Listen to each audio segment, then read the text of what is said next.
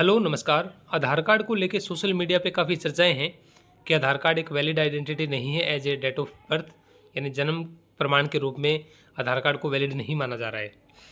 और बहुत सारी चर्चाएं सोशल मीडिया पे है, लेकिन हम एक्चुअल में जानते हैं कि हुआ क्या है।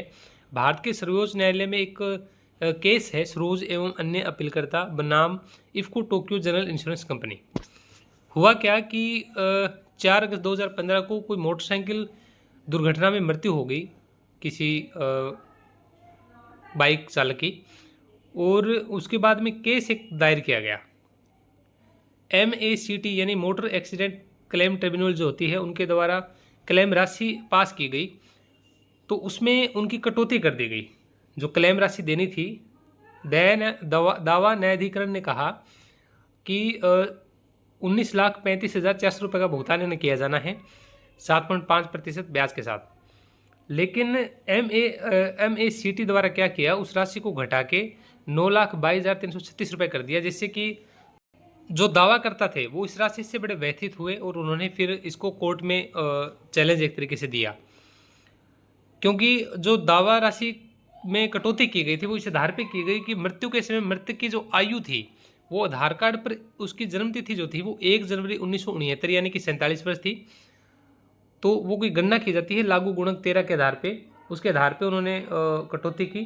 लेकिन जो दावेदार थे, अपील करता थे, उन्होंने ये कहा कि जो हमें क्लेम राशि दी जानी चाहिए वो लागू गुणक 14 के आधार पे दी जाए, क्योंकि उनकी जो जन्म तारीख जो अंकित थी स्कूल के अवकाश प्रमाण पत्र में, उसमें वो 7 अक्टूबर 1970 थी, जिनके आधार पर उनकी आयु 45 वर्ष थी। तो अब कहने का मतलब ये है कि सुप्रीम कोर्ट ने फिर कई केसेस के बारे में चर्चा की और ये भी बताया कि एक्चुअल में आधार कार्ड जो बनाया गया था उसका उद्देश्य क्या था। तो हम ये पढ़ लेते हैं। उन्होंने पहले तो ये बताया कि यदि कोर्ट में एक तरीके से आयु का प्रमाण पत्र प्रस्तुत करना है तो वो स्कूल से जन्मतिथि प्रमाण पत्र या संबंधित परीक्षा बोर्ड से मैट्रिकुलेशन या समकक्ष प्रमाण पत्र यदि उपलब्ध हो। यदि वो नहीं है तो किसी निगम या नगर पालिका प्राधिकरण या पंचायत द्वारा जन्म का प्रमाण पत्र दिया जाएगा। यदि दोनों उपस्थित नहीं हैं तो एक टेस्ट करवाया जाता है हॉस्पिटल में डॉक्टरों के द्वारा, और वो कोर्ट के निर्देशानुसार ही किया जाता है। उससे आयु निर्धारित होती है कि एक्चुअल में उनकी आयु कितनी है। तो ये कोर्ट में पेश किया जाता है आयु को निर्धारित करने के लिए।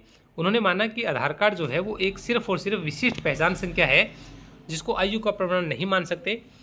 तो इन्होंने क्या माना कि UIDAI की स्थापना वर्ष 2009 में एक प्रशासनिक आदेश द्वारा जारी की गई थी, अर्थात भारत सरकार के योजना आयोग के संकल्प द्वारा 28 जनवरी 2009 की अधिसूचना के अनुसार उक्त प्राधिकरण की स्थापना का मुख्य उद्देश्य सभी व्यक्तियों को, भारत में मौजूद सभी व्यक्तियों को विशिष्ट पहचान संख्या देनी थी, और जो कि उसके अनुसार कोई दूसरी नहीं हो सकती।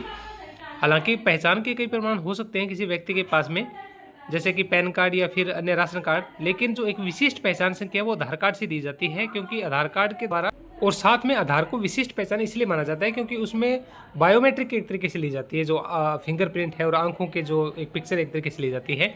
तो 12 अंकों की विशिष्ट पहचान संख्या दी जाती है सिर्फ व्यक्ति के पहचान के लिए। साथ में उन्होंने ये कहा कि जो सरकार के द्वारा जो सुविधाएं दी जाती है, सामाजिक लाभ जो दिए जाते हैं, जैसे लाभ, सब्सिडी, सेवाओं और अन्य उद्देश्यों के हस्तांतरण के लिए लाभार्थी की पहचान के लिए इसका उपयोग किया जाना है। साथ में सुप्रीम कोर्ट ने बहुत सारे केसेस के बारे में चर्चा की, जैसे मनोज कुमार यादव बनाम मध्य प्रदेश सरकार है, उसमें भी ये कहा गया कि आधार कार्ड कोई वैलिड प्रूफ नहीं है जन्म के रूप में। इसके अलावा पंजाब सरकार, पंजाब राज्य व अन्य का एक केस था, उन्होंने भी आधार कार्ड को कोई ठोस सबूत नहीं माना। तो इस तरीके से उन्होंने ये कहा कि आधार कार्ड जो है वो सिर्फ एक विशिष्ट पहचान संख्या है। साथ में कॉपी संलग्न की गई है भारतीय विशिष्ट पहचान प्राधिकरण के द्वारा जारी जो 22/12/2023 को थी, उसमें भी ये देख सकते हैं आप, लिखा हुआ है कि जन्म तिथि का प्रमाण जो है वो आधार नहीं है, ये सिर्फ एक विशिष्ट पहचान संख्या है। और बाद में जो क्लेम राशि जो दावा किया गया वो उसके स्कूल के आधार पे जो जन्म तारीख थी, जो आयु थी, उसके आधार पे सुप्रीम कोर्ट ने उसको क्लेम राशि को स्वीकार की और खाते में हस्तांतरित कर दी गई।